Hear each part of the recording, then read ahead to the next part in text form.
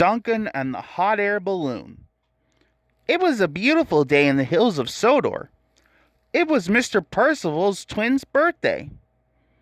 Every year, Duncan gave the twins a special birthday ride. Duncan was very excited. At the depot, Duncan was getting ready. He had to look his best. The special birthday flag had been fixed to his cab. Duncan was very proud of his flag. Mr. Percival came to see Duncan. Duncan was disappointed. He wanted to give the twins their birthday treat. And he chuffed sadly away. Duncan pulled into the transfer yards. Thomas had brought the balloon from the docks. The balloon man was filling it with hot air.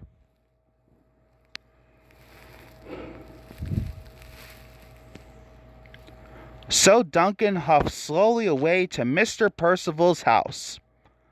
On his way, Duncan rolled over a bumpy track. His flatbed clanked, rattled, and jiggled. One of the ropes holding down the balloon came undone, thought Duncan. Then an idea flew into Duncan's funnel. So Duncan began to jiggle backwards and forwards over the bumpy track. The ropes loosened and the balloon floated away. And Duncan chuffed cheerfully to Mr. Percival's house. Duncan puffed round the bend. Then he stopped. The hot air balloon had floated down. It was right in front of him on the track. Duncan bumped into the balloon. The basket wobbled, and one of the sandbags fell off. It made the balloon rise up a little.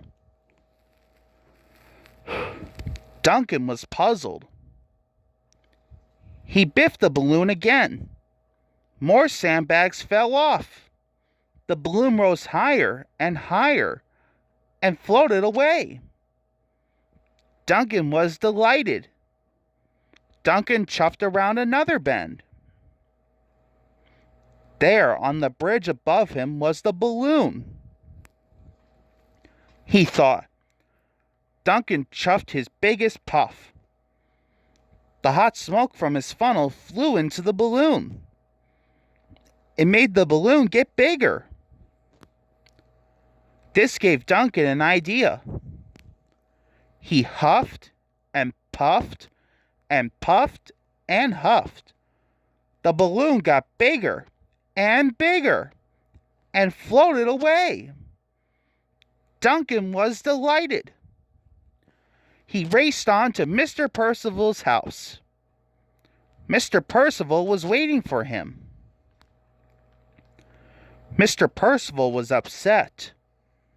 Then there was trouble. The balloon floated down from the sky once again, straight towards the weather vane on Mr. Percival's roof.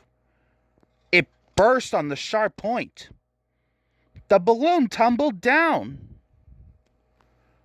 Duncan was upset. Now the twins wouldn't have their balloon ride at all. Duncan felt even more upset. He wanted the twins to have a happy day. Mr. Percival thought this was a very good idea. So Duncan puffed quickly away. Duncan raced into Mountain Village Station. The balloon repairman was waiting.